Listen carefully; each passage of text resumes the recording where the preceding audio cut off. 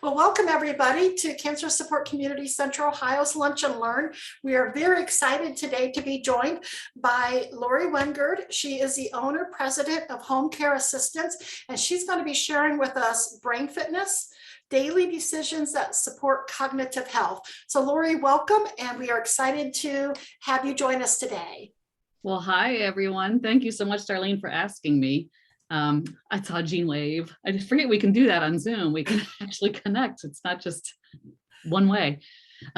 Whenever I have a chance to talk about brain fitness, I find such an interest in that topic. And there are a lot of reasons that I'm going to share with you today. I'm going to share with you when we talk about cognitive health, what that means, because it's not just memory, which is what some of us think of when we think of brain health. And then I'm going to share some exercises. We're going to be doing some exercises so I can show you how different exercises impact different parts of your brain, or different parts of your brain are needed for those exercises, and then give you some tips. So feel free, though, if you along the way, if you have I think at the end would be a good time too for us. I'll be asking for all of you to share the things that you do for your own brain health. Because I know that more and more people are taking charge of their own brain. They're thinking along those terms. So I'd like at the end of that for us to share what we're doing, and and then maybe bring an extra element and tell the group what domain of the brain you think that the exercises you're doing are impacting. So pay attention because it's kind of a quiz. All right, I'm going to share the screen and share my screen and see how it goes. Can you guys see the brain fitness slide? Yes. Okay, good. Because sometimes it's what the speaker sees is different than what I see if I were watching, as you know, Darlene. So it's kind of confusing to everyone. So I like to start with this whole subject of why is there such interest in brain fitness? Because we all know that there's a lot of familiarity with it. When you say dementia anymore, almost everybody you talk to is going to have a story about somebody they know, if not a loved one, then a friend of theirs who's caring for somebody who has dementia. So it seems to be pretty prevalent today. So a lot of interest in what does this mean for this person I care about, and what does it mean for me? There's a lot of fear about dementia. Actually, in a lot of studies that have been done of both men and women, where they've asked for, what are you most afraid of? Cancer is certainly up there, and different things like women losing their looks is up there on the list. Women don't want to be cared for. That's a fear of theirs. Men fear being weak, and men fear impotence. But across the board, everybody fears dementia. So there's a fear that drives all of us to do our best. The findings, there's an interest in the whole concept of brain fitness because the findings are so minimal. If you think about how much physicians really know about the brain, it's shockingly embarrassing that there's so little knowledge about it.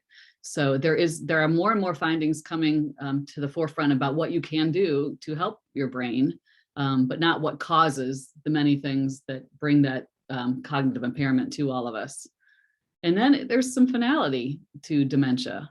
The four major types of dementia, and I will tell you that in a future slide, the four major types are irreversible. So there's that fear as well. How can I do my best to keep from creating something that might never be able to put my life back to normal? So I liked this quote from Thomas Edison: "The chief function of the body is to carry the brain around." And if you think about it, that's really a succinct way of saying how important the brain is. So we're not just blowing off the rest of our body when we say the brain matters, because it's really more about having good brain functions, more than just simply forgetting your keys, misplacing your things, forgetting your kids' birthdays. That's all can be a part of dementia, but it's more than that. When your brain malfunctions, many other parts of your body can malfunction. Many other organs can stop working correctly because your brain gives so much information. Many of the diseases, Parkinson's is one of them, is not a muscular disease, it's a brain disease. Cognition, our thought process, also controls, like I said, our movement. A lot of movement disorders comes from up here, not from our muscles, but our brain controls our emotions and our senses and a lot of our enjoyment in life. So if we lose that ability to think and to act like we always have, there's a lot at stake. So the different types of dementia, I go through this kind of quickly, but this always ends up being a question at the end. Is there more than just Alzheimer's? And there certainly is. The good news for Alzheimer's, some good news for Alzheimer's disease. It is a fatal disease. It is a disease that does end in death.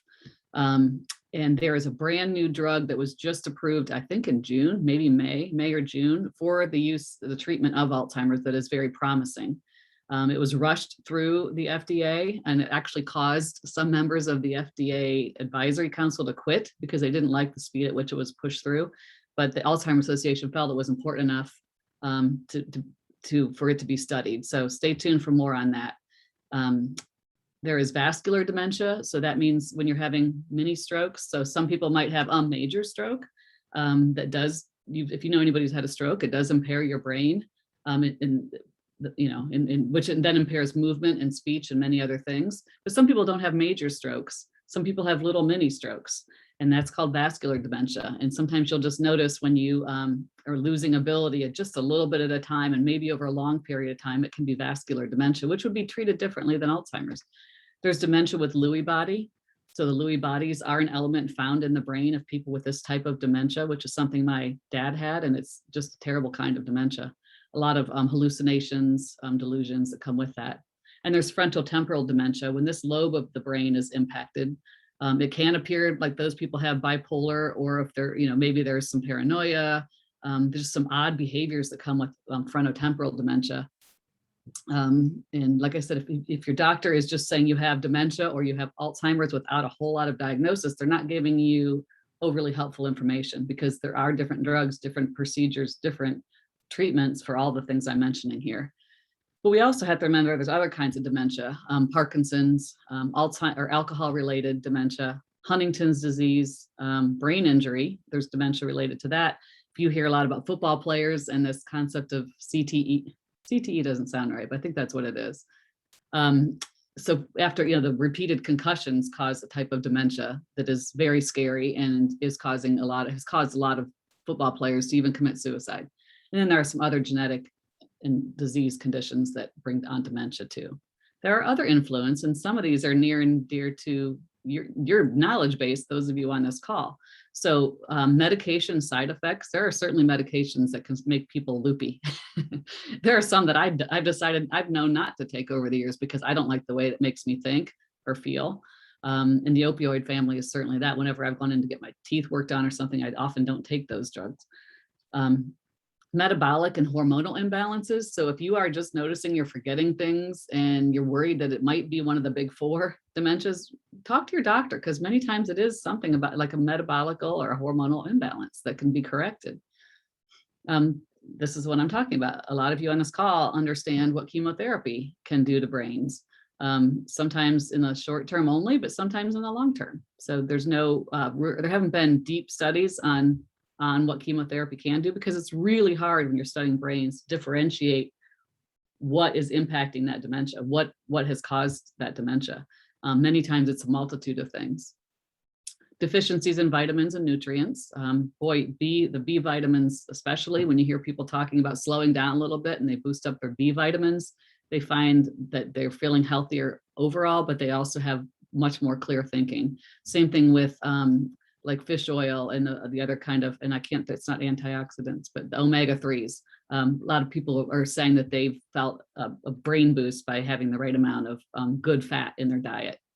Delirium and infections that come from hospital stays. If any of you have brought a loved one or come home yourself from the hospital and thought, what the heck happened there? Because, many times this is temporary. Delirium is, infections certainly should be temporary with today's knowledge, but those can cause what looks like dementia.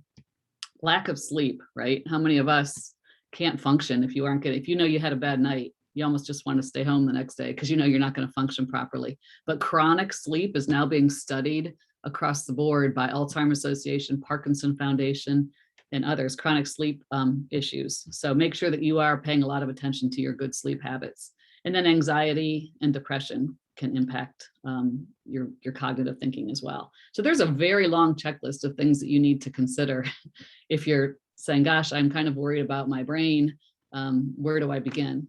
And obviously you start with this list of other influencers to make sure that this is all in line before you before you start considering if there's any other more dramatic issue happening with you. So this next list here, it is really important for all of us to understand what's typical as we age and what's atypical, what's considered cognitive impairment. So there is a stage of dementia called mild cognitive impairment. And that's when families and doctors first start noticing that something might be going on with a person's memory or speech patterns, and they don't know how to define it yet because it's very early in the game. That will call it mild cognitive impairment, MCI. And this list that I'm going to show you right now comes from the Alzheimer's Association. And this would be a list of things that are considered not necessarily normal. So memory loss that disrupts your daily life. We all know, and it's always important not to scare people because we all forget where our car keys are. We sometimes can't come up with that word in our head quickly enough. We forget the noun and we just say that thing. So, but if it disrupts daily life, that makes a difference. Challenges in planning. If you're not able to put A and B together to get to C, then that's repeatedly and not just, 1 or 2 times a month, or, if it's a common problem, then I think that's a sign that you might want to have checked out. Difficulty completing familiar tasks. As we all age, those unfamiliar ones become obviously harder to learn. It's harder because it's not something your brain has been doing for X number of years, 60, 70, 80 years. But if you've been doing something the same way for a long time and you have a hard time completing that task, whether it's filling a coffee pot, doing your woodworking, then maybe ask somebody to help you get to a physician to have that looked at. Confusion of time and place. Again, there are times I wake up in the middle of the night and I do not know where I am. You have those dreams. You're like, where am I? What time is it? What day is it? But if that's constant, that's a concern. Difficulty understanding visual images. And you'll see why, because I do talk about the visual-spatial domain was one of the areas of the brain that we have to focus on as we work on our brain health. But if you start having to look at things a while to figure out what you're looking at, that's a sign that maybe there's some things happening in your brain that need to be looked at as well. New problems with words. So, like I said, forgetting nouns. If you really think about it, and somebody pointed this out to me years ago, that nouns are the first thing to go. They said it this way, you're getting older, how they say it. As we all get older, what is the first thing to go? What's the first thing to go? And I'm like, no, what? And they said nouns. But if you think about it, that is the it's not verbs usually or other kind of descriptive language. But if there's new problems, then I would have that looked at. This is important too, not being able to retrace your steps. So I always find comfort in this. If I do lose something or didn't take something along with me, or I leave something behind and I don't remember where I left it, am I able to say, oh, that's right, I was watching TV and then I went in the kitchen? Even if I don't find it, I'm able to figure out where I was and where I went from there, and I'm able to follow my steps to find hopefully what I'm looking for. But people who have early dementia many times cannot do that. They sometimes don't even understand that concept of going back to figure out where you were. Decreased judgment. Now worrying if that's something most people are going to notice more than you will. Wearing really warm clothes on a 90-degree day, or taking a shower at 2 a.m, or things like that just seem like that's not normal judgment skills. Change in mood. A lot of times people with dementia have a change in mood. And I don't know if there's a great understanding whether that comes from the disease itself or the person who's having this experience of cognitive changes, if maybe they are noticing it and it's creating some anxiety, and that might be the change of the mood. And then withdrawal from activities. So if you notice a loved one in your life who's withdrawing from activities, that's sometimes a sign that they do know that things aren't right, that they're not familiar. They don't like being in unfamiliar places anymore. They aren't comfortable being out in crowds, or and they'll start to self-select and say, no, I think I'll just stay home. So that's a sign. There are some things that are considered normal though, and I always like to end that part of the discussion with the normal part so we can feel better about where we all are. And I'll go over theirs. So we do know that the brain simply does work less efficiently due to age. So the efficiency of your brain, being able to multitask is just harder as we get older. Processing and retrieval speed slows down. So doesn't mean you can't come up with that word, but it just might take a little bit longer. processing. I notice when somebody explains something to me, I will have to stop sometimes and just take an extra beat to think about what they just said, if there's a, if it's a process involved.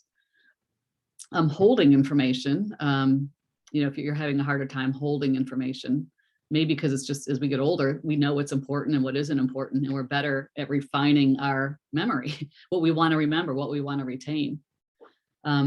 Remembering tasks becomes more difficult, a little bit more difficult as we get older. Again, that's just selective, memory. We're deciding what we want to remember and what we don't. And retrieving words can become a little bit more difficult as well. Oh, I have one more. Solving new problems. So I mentioned before, on the previous slide, that if you've had a task that you've always done and you're having trouble with it, could be a sign of cognitive impairment. But solving new problems, something you've never done before, doesn't necessarily mean anything if it isn't connected to the previous slide, because new problems take on coming up, having to do something new that you've never done before takes on a whole new dimension that we're not necessarily equipped to do as we get older. So there are some real basics of brain health. And I know that sometimes when people come to a brain fitness program or anything that talks about just keeping your brain healthy, they don't want to hear some of this. But your diet really does impact your brain in a major way. There is there have been a lot of conversation in past years about, eating heart healthy diet, eating well for your heart, keeping your cholesterol down, managing your blood pressure through food, managing your cancer through food. And everybody knows that makes sense. People can connect to that. They understand why that's necessary. But the brain is a huge organ. I used to say I know it's not the biggest. I know your skin is your largest organ, but I don't know if anybody wants to put in the chat if your brain or your liver is your biggest organ, but it's one of those two. So of course, the things that you put in your body are definitely going to impact your brain. And it's the same brain diet that you hear. I mean, it's the same diet that you hear for your brain that you would hear for your heart, for your cancer, for other diseases as well. It is low or no sugar. It is, high in fruits and vegetables, and protein is really important. Avoiding salt, which isn't as important for the brain as it might be for your blood pressure, but also making sure that you're eating some good fat and you're not keeping, fat out of your diet completely, because your brain is a big fatty organ with, relies a lot on fat. So having that, the fish, the things that, people talk about when they talk about omega-3 is really important. Healthy weight and blood pressure is extremely important for your brain health too. It's not just what you eat, but it's how you maintain yourself as you age. And so I've been involved with the Alzheimer's Association for a long, long time, and I've never seen them come out. I'd never seen them come out with a finding that was conclusive about what might cause Alzheimer's until about 2 years ago, when they came out and said, blood pressure. They have found a strong correlation in blood pressure, the upper number, which is the systolic number. Remember, and many of you are told by your doctor to keep it at 140 or below, but now they're saying 120 or below. So that's the blood pressure number that they're looking at, because your brain does have so many small vessels in it, and your blood pressure carries so much your blood carries so much oxygen with it that blood pressure is critically important to your brain. So keeping that top number at 120 or below, they're finding is very important, and it has a strong correlation to brain fitness. I know nobody wants to hear this either, but physical activity does make a difference. That's how you maximize the muscle in your body. That's how you get the most oxygen into your brain, is by physical activity. And staying somewhat, even if you're physically fit, when you were younger, or if the age of 60, 50, 60, 70, if you can get physically fit, it will carry on and help you maintain that benefit well into your 80s and 90s. So it's really important to do that too. And handling stress and your breath is really important for your brain health.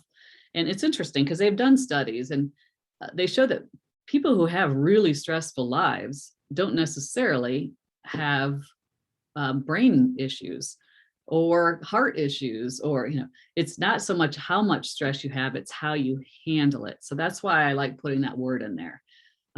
Some people are very resilient. They're finding resilience is a key to aging, that term and everything that resilience involves.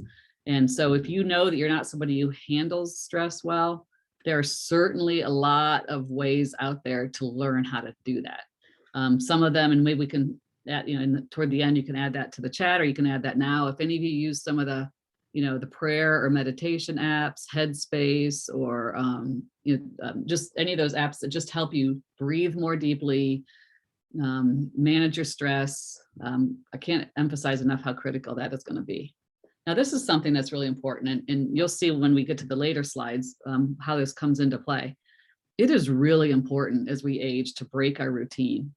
There are some things that really, when it comes to our daily routine, that help us make sure things get done. So getting up at the same time and then doing the, brushing your teeth and getting your coffee, that's comforting to keep that kind of routine in your life. But for the rest of your day, you really need to think about not doing the same thing all the time.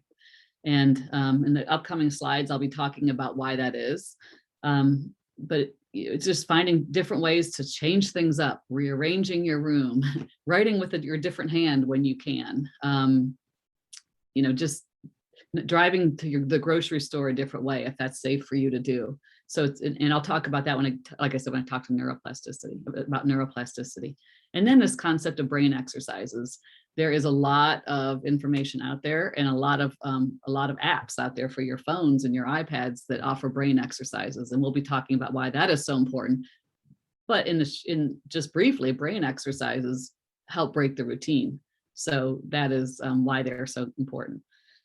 And by now, most of you probably have heard about neuroplasticity, and it's being talked about quite a bit. And it seems kind of crazy to me, ludicrous, how we use a better word, that for most of science, the years of science, we really thought that our brain, or never, maybe it's better to say we never thought about it, but there was an assumption that the brain, once something was there, once something was damaged, it was going to stay that way, and that there was no movement in the brain, there was no ability to build new pathways, and that is absolutely not true. So they have, I'm going to use just an example related to the heart. So when my dad had gone into a doctor a couple, decade or so ago, and he was going in for a procedure, and they do all the heart, procedures first, look at your heart to make sure that you can withstand the anesthesia. His doctor said to him, "Do you know that you had a heart attack, a couple of years ago, probably?" And he said, "No."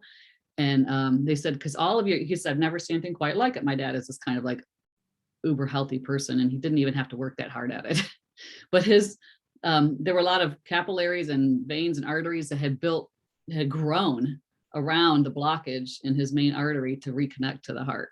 And that's what neuroplasticity is. If there is an area of your brain that is no longer working, that you can do things differently to move around a spot that is no longer working.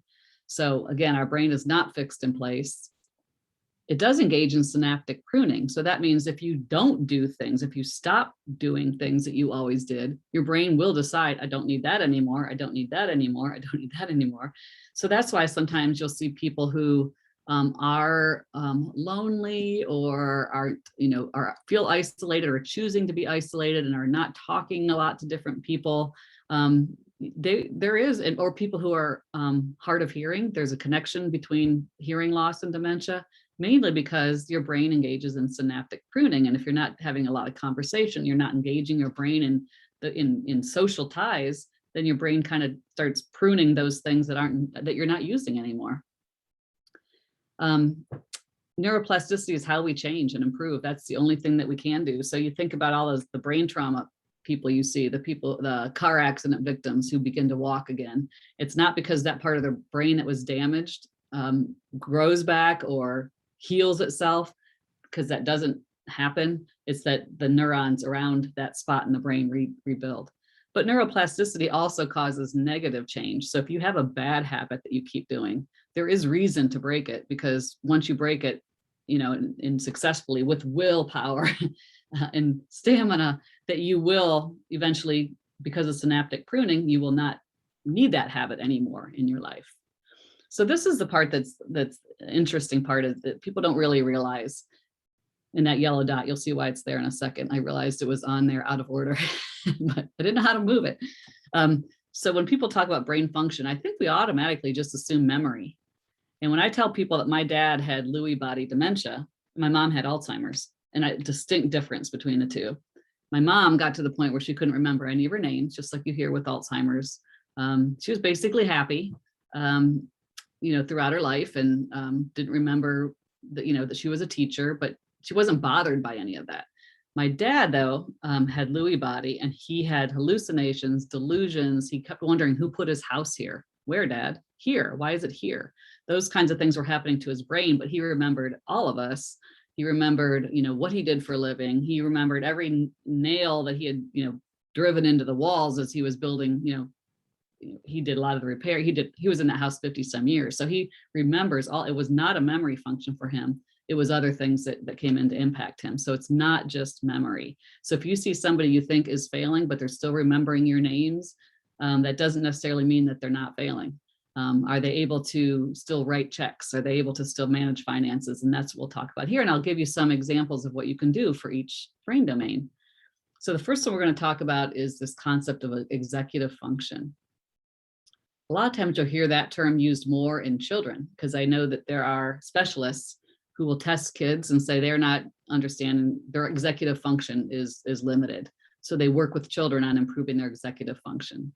So with executive function, with that domain in your brain, that helps you understand concepts. So somebody doesn't have to explain something. They could just state a concept and you get it. Think abstractly. So you know what that means. This is the important part of executive function. It's what allows us to plan, initiate, sequence, monitor, and stop behaviors. It's, when somebody says, I have a loved one now who, he's like, oh, I owe money to the guy who mows the lawn. Oh, how much? $204.17. That's how much.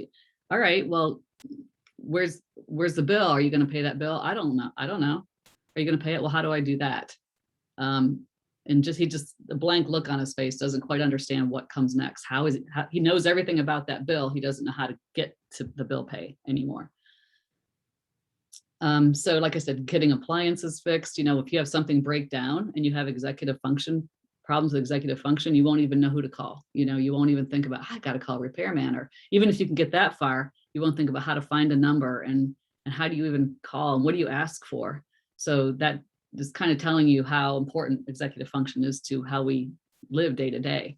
We really don't lose this function without cognitive impairment as we age, but we may not be as thorough or as quick with the executive function. So I'm trying to think of I have a quiz. So this is an exercise coming up, and I'm trying to think of what it is. I think this is what it is. I can't look because then I give away the exercise.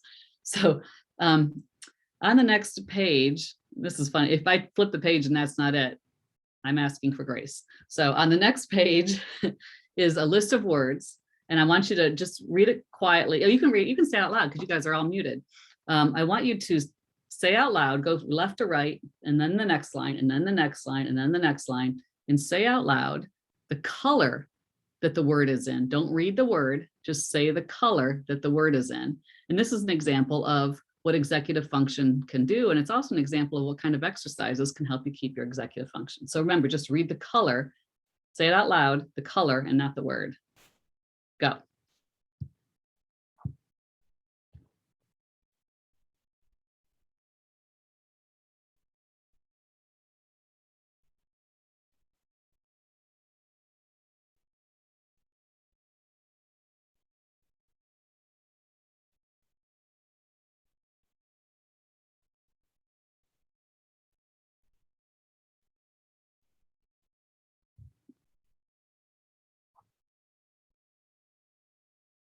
Yep. So if I had to guess, and I'm watching some lips move, the first line, you're like, oh, this is easy. And by the time you got to the end, that shows you like your brain is trying to do two things at once. And that's incredibly hard to do. But just doing an exercise like this on a regular basis can help bring this back. That's the good news about neuroplasticity. This can come back. This is called, if you want to look it up online, this is a very common test. It's called Stroop, STROOP. So if you look that up, and you can look up, Google it and then look at images, you'll find something just like this. And do that once a day or every couple days and just go through it and find another list, because just because you got this one mastered doesn't mean you'll get the next list with different colors correct. So it gives you an example. Here are some other things that you can do on a daily basis to help with your executive function. Use positive self-talk when taking on a task. You know, we all are really hard on ourselves. And I sometimes will laugh at myself and say, you big dummy, when I'm doing something and I do it wrong. But I'm laughing when I do that because there's a lot of power in how you talk to yourself. We listen to ourselves more than we listen to anybody else, right? Not just quantity, but also quality. We put a lot of what we say to ourselves has a lot of impact. So if you every once in a while, just say, I'm going to talk myself through this task and say it out loud, instruct yourself as you go, you're doing something that's going to help boost your executive function as well as boost your self-esteem a bit. So doing math in your head kind of forces you to do a couple different things at once too. So for example, pick a number and then add 7 and then then do that 7 times, subtract 3 and then do that 3 times. So just find different ways to, I don't know if you've ever been to a doctor, sometimes at doctors, they'll ask you to count backwards from 100 and sometimes they'll say count backwards from 100 by 8 or by 9. And you're like, oh, that's a whole nother thing. So when you get a chance to just sit there and do that in your head, you're helping that executive function part of your brain. Play an instrument, even if you aren't good. So this is a really interesting concept that people don't think about. And I think I'll bring it up when I get to another part of this program. But your brain doesn't necessarily know what's right or wrong, right? Your brain doesn't care if you got the Stroop test wrong. Your brain doesn't care if you're doing the math in your head and you're getting it wrong. It's not saying, wow, boy, your brain doesn't know that you aren't adding numbers correctly. All your brain knows is that you're doing something different, that you're shocking it. You're giving it something it's never had before. So if you sit down and play a piano badly or get some bongo drums and, or just play drums on the table while you're listening to music, or buy a flute, next time you're at a store. Actually, I said that because that's something I might do. Next time if you go to a music store, just buy a used flute and just start playing flute. Try to read music. There are apps for just how to read music. I have an app on my phone that helps me, that it's fun for improving my rhythm. So it teaches me to be better at rhythm. So even if you aren't good, that doesn't matter. Your brain is really excited that it's doing something different. It's moving outside of the mundane. Video games are actually, I know we don't want to hear it. We thought for sure that our grandkids and kids were doing the wrong thing by playing video games, but they're finding a lot of really strong connection between video games and executive function and multitasking and thinking quicker, and some really positive impacts are coming from it. Doesn't mean we want anybody to be doing that on a regular basis, that they're not spending time in the rest of life, but still video games are not bad for you. And get good at making lists. It's a habit that's going to be a lifelong gift. So the people that I know who've kept their ability to be, I don't want to say independent, but been able to keep their ability to take care of themselves the longest have always been really good list makers. So if you start doing that now, then it's something that I'm not a good list maker. I will keep a grocery list, but I only started doing that a couple of years ago. I used to think I'd remember it all. And after years and years and years and years of learning, I would get home from the store and forget something. I realized it's probably a good idea to make a list, but that habit will eventually lead as you age, and you really will need lists if you want to make sure you're remembering things. So start doing it now. So the next part of the brain domain that I want to focus on is attention. And I have to say, and I'll ask you guys at the end of all this, which one of these do you think you have the most problem with? And I do find that I do believe attention is mine. Because I think if I'm listening to somebody and if I'm paying attention to something, I really can retain it. But I have to tell myself anymore to pay attention. And I can be watching news and staring at it. I can be watching somebody's lips move and not paying attention at all to what they're saying. So I don't know, you can call it ADD. I never had what I would call ADD, but maybe as I get older, that's what could be defined as.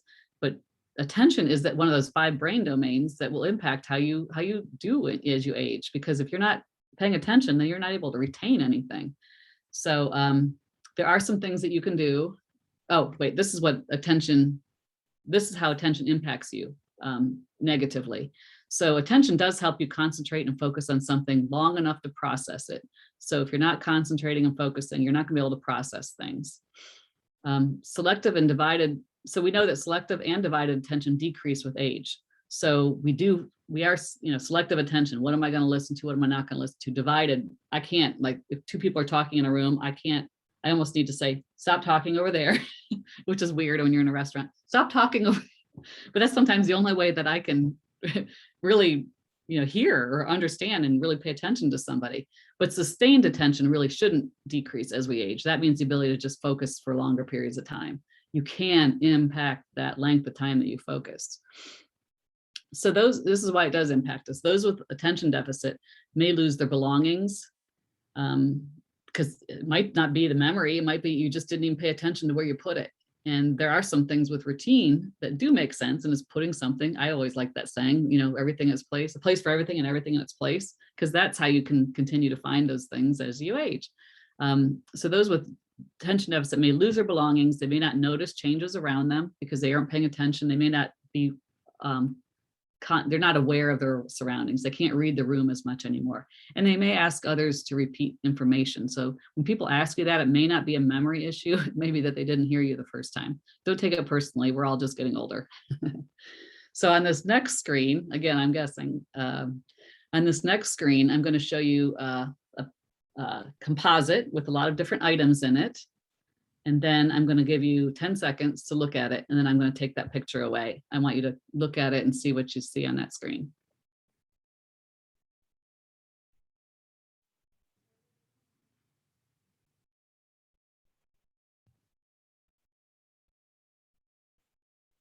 Okay. Now I'm going to put that picture up, but a couple things are missing, or one or more. So let's see if you know what's missing.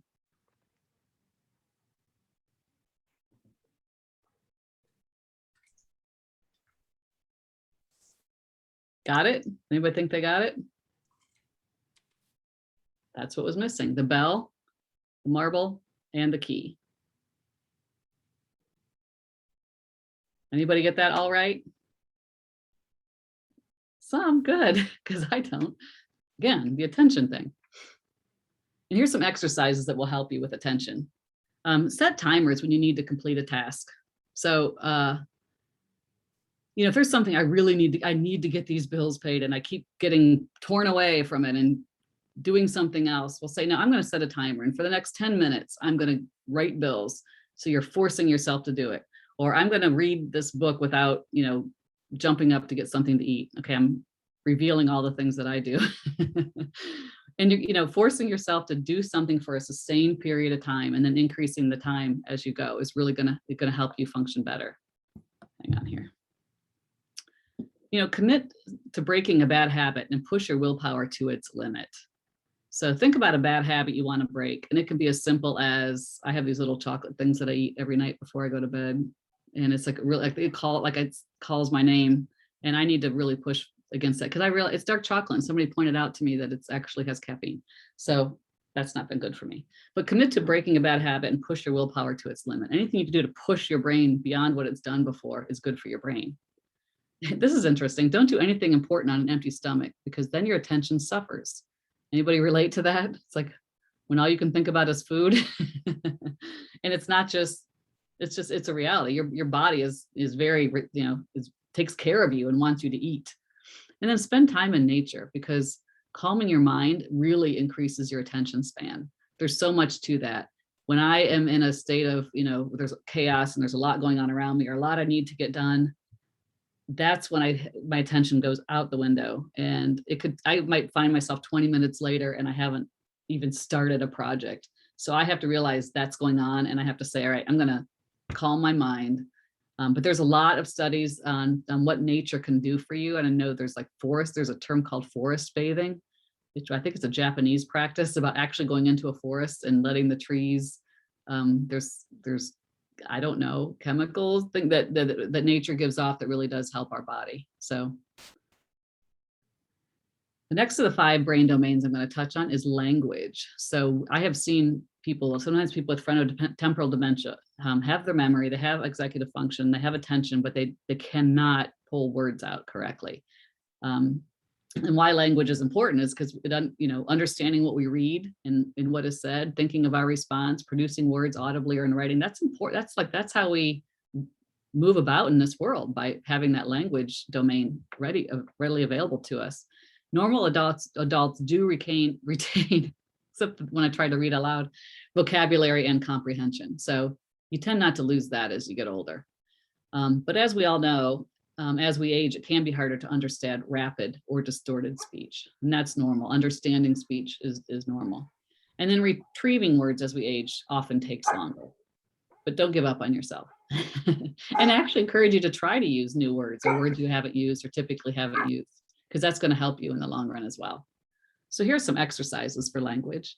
Tongue twisters. There are times when I have felt like I am not articulating as well as I used to. I don't know if you've ever felt like the more time you spend alone, I think the sloppier,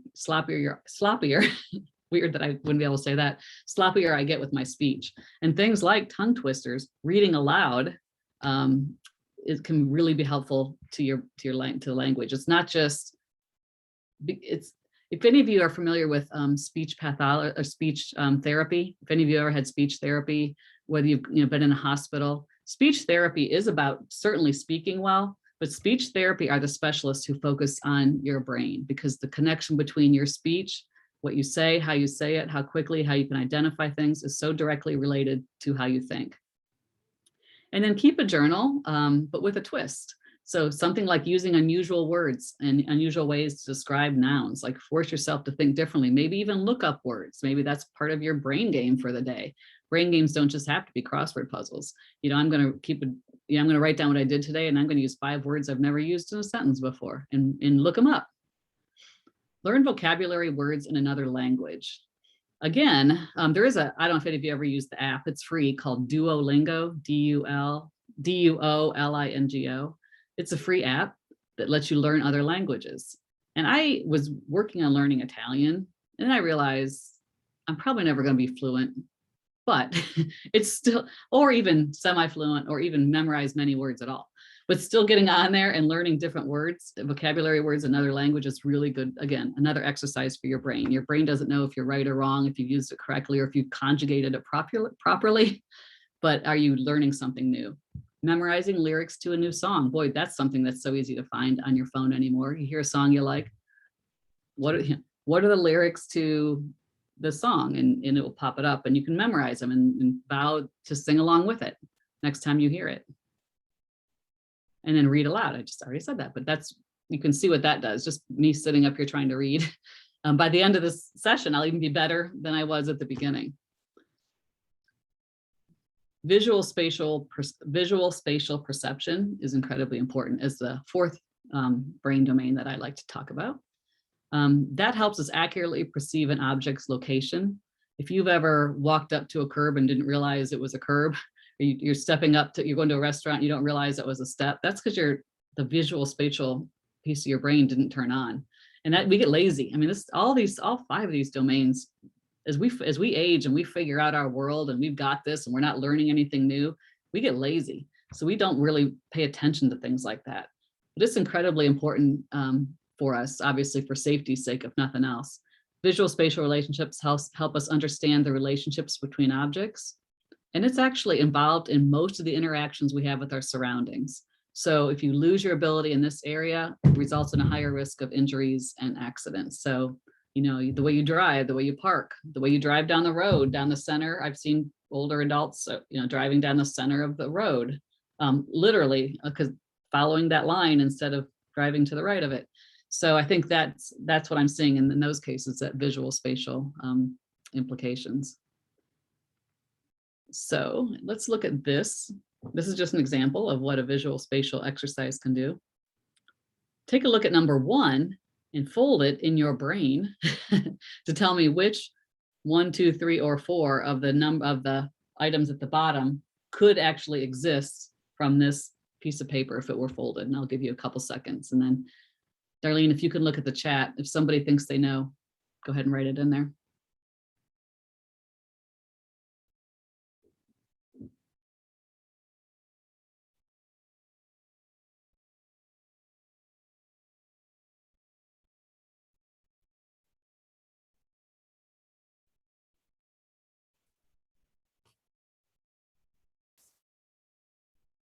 We have 3, we have 2 and 3. So here's the thing. I have never looked up the answer to this. I have done this in my head a lot, and I believe it's 2 and 3. I agree with Pete where I believe it's 2, 3, and 5. So if 5, if the yellow were in front, the green would be to the right instead of to the left. Yep, see, got me on that one. But I've had an advantage. So, but that's the kind that gives you an example of what visual spatial relationship, when I'm talking about that domain, that's what that is. I have to tell you though, all of you who did this exercise impacted your brain in a positive way. It does not matter if you got it right. Again, that you can see what I mean. Like the brain doesn't know. It's like, no, wrong. It's like, oh, that's something fun. I get to do something. I'm not just going about my usual routine. I'm doing something different. So that one is a really good example of doing something different. And here's some other things that are really important to this domain. Visual spatial relationships. I mean, that's what chess is, right? Not just thinking about where you're moving your piece, but where the next person and what you're going to do in 5 more moves. Legos. I don't know if any of you ever listened to Dr. Laura Schlesinger, Dr. Laura on the radio. But she's been on the radio 40 some years, and she talks about her Legos all the time. She's always building with Legos. Just, draw maps of places, like just, instead of doing the crossword puzzle today, sit down and like draw a map of your childhood neighborhood and just remember the streets and, draw interesting things and houses that you remember, and start sketching. Even if you aren't artistic, again, your brain doesn't care that this cat that you just drew is bad. It's interesting to the brain that you even thought to draw a cat. So like I said, these are things to replace your normal brain exercises that you're already doing. Just start drawing, sketching, and you know what? You actually may get better. Rubik's Cube is a great example of visual spatial relationship solving. And then using spatial language in conversation, because we often, depending on the city you live in, the town you live in, the suburb, you just say, oh, down by, you park down by Huffman's. But if you start saying, well, I took, I went about 1.5 miles and then I, was headed west. And if you start talking and using spatial language or, 10 feet in front of me, or you're going to be thinking differently about the world, but you're also encouraging your brain to think along those lines as well. And then the last brain domain is the one that we always start with, and that's memory. We know, right, what memory does. It stores information from both a second ago and years ago. That's long-term and short-term memory right there for you. This is often the function that is commonly associated with decline as we age, but it's often not the only thing that declines. There are 2 parts to memory: coding it and retrieving it. So as I mentioned earlier, when we were talking about the attention, if you have bad attention, you're not coding any memories. You might not be even putting them into the early part of your brain so that you can restore them, or so that you can store them to retrieve them later. So getting that attention domain in line is really important. But we also can think about, coding them and coding them in the older we get, the better we are at putting them in good places. Having something happen to us and putting it associating it with a positive memory. When we're younger, I think that's some of the impact of trauma, is it associates a lot of things that happen to you with that one negative memory when you retrieve it. So there are a lot of studies on what this coding does to our ability to live happy lives. All right, we're going to play memory. And this is something you could do. You could pick up a magazine and stare at an ad in a magazine, or look at pause. If you have a busy screen on your TV while you're watching TV, pause it and try to memorize as much as you can on that screen. Close your eyes, write it down, and then turn it back on again and see if you got it. So I'm going to give you 20 seconds to write down how many things to try to memorize this. And then I'm going to have you add in when I say go. You can go ahead and start, but when I say go, I'm going to have you start. And then when I say stop, I'm going to turn it off, and I'm going to have you write down the things that you remember from here. And we'll see who's able to get the most. Not that there's a contest, but ready, go. Start memorizing.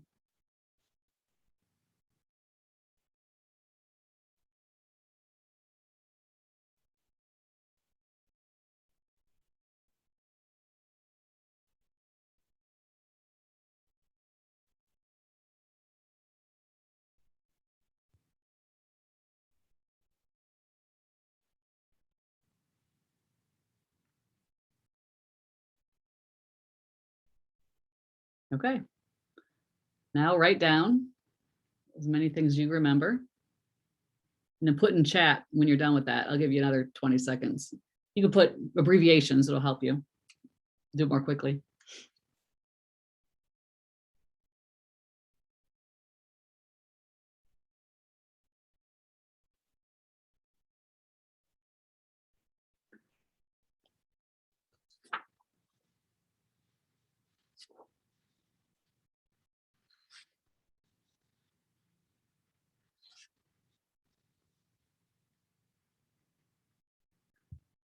Okay, put in chat how many you got.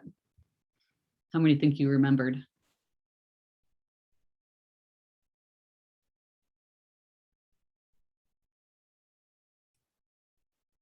We have 5, 11, 10.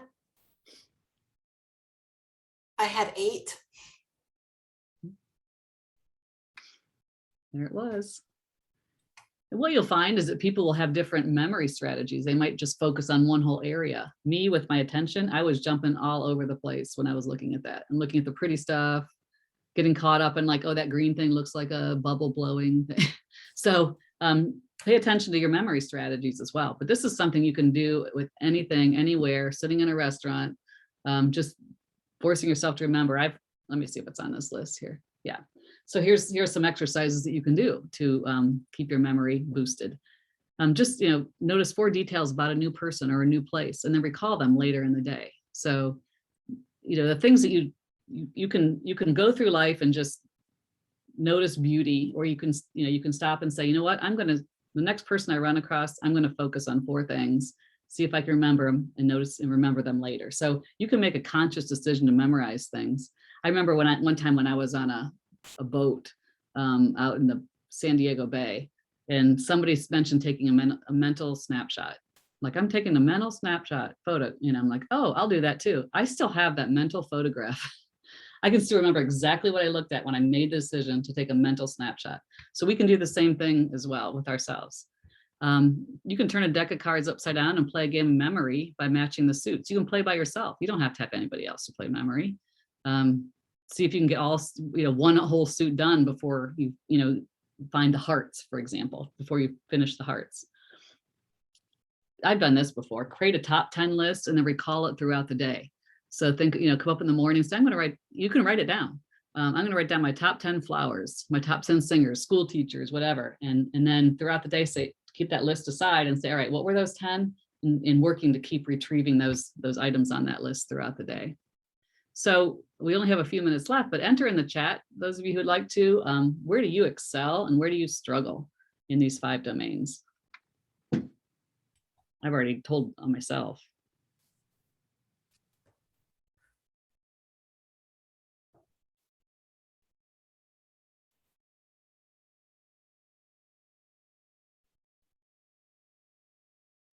Well, I have to say that I struggle in the attention. It's that's the area that I want to boost her up. What are you good at though? What do you excel at? We got to remember to be positive too. Yeah. And somebody else said they struggle with attention as well. Mm-hmm. How about excelling? Somebody mentioned they struggle with most of them and then gave an emoji of an eye rolling. Understood. And then somebody says that they are great with the visual-spatial, but they struggle with attention. Mm-hmm. And then somebody said that they used to excel at memory. Mm-hmm. Their visual-spatial memory, and then they struggle, that's their struggle, but they're okay with the executive function. Yeah, good. See, I think I do well with executive function, and I'm worried about the day I retire. Yeah, I do. Yeah, I'm good with the executive function as well. And then somebody says they struggle with memory, attention, language, and they're good with the visual spatial. And then they said that I noticed recently that my working memory is shot, especially if trying to multitask. There are so many studies that show that multitasking doesn't even matter if you're a 18-year-old Student, you cannot multitask. It definitely is much worse. Your results are much worse than if you just focus on one thing at a time. So just in summary then, if we look at like, how do we make sure that we're doing full brain engagement so that we're impacting all of these and not just crossword puzzles or jigsaw, that in crossword, which would be spatial language, I mean, and jigsaw, which is spatial. How are we doing full brain engagement? Well, you're going to consistently break your routine. You're going to involve all your senses. How many times do you guys smell your food every day? I mean, I just like open something up and take a deep breath of how something smells, and you'll really appreciate it better. We just don't do that as much as we get older.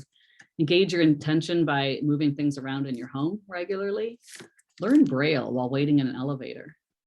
I think that's cool. Watch a foreign movie without subtitles. I mean, that is a work, right? To try to keep up with the context of the movie without hearing what they're saying. I think that's powerful. Sit in a different place. I know this is really, really controversial. Sit in a different place at church or theater.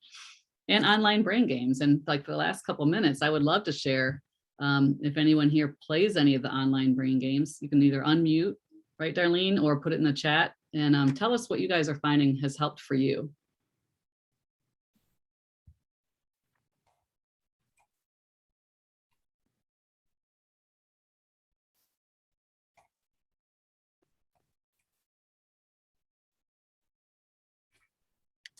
No one's shared anything in the chat yet. I know. Oh, somebody does word craze. Is that a computer app? Yeah, it's a computer app and it describes words and you write them down. Oh, nice. And it's fun. I like to play with my grandson and he's learning a lot of new words and he knows, talks about the video game, what it is. And then he learns the word of, you know, a longer word with more syllables. Yeah.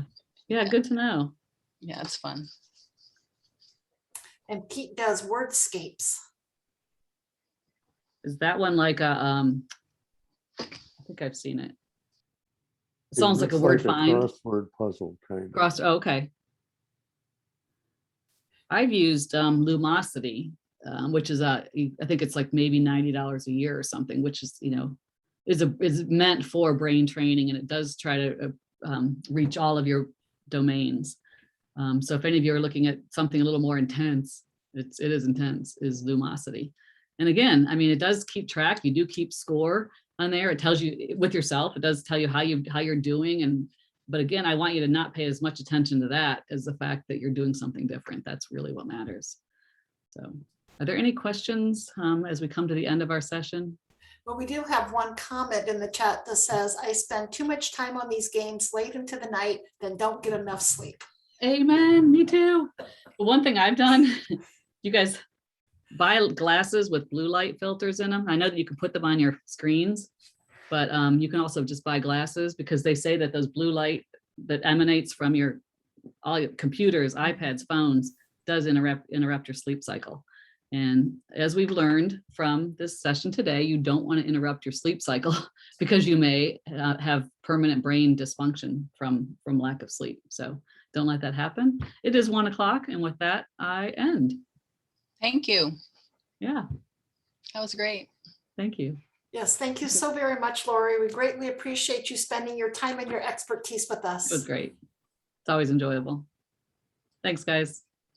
Thanks, Lori.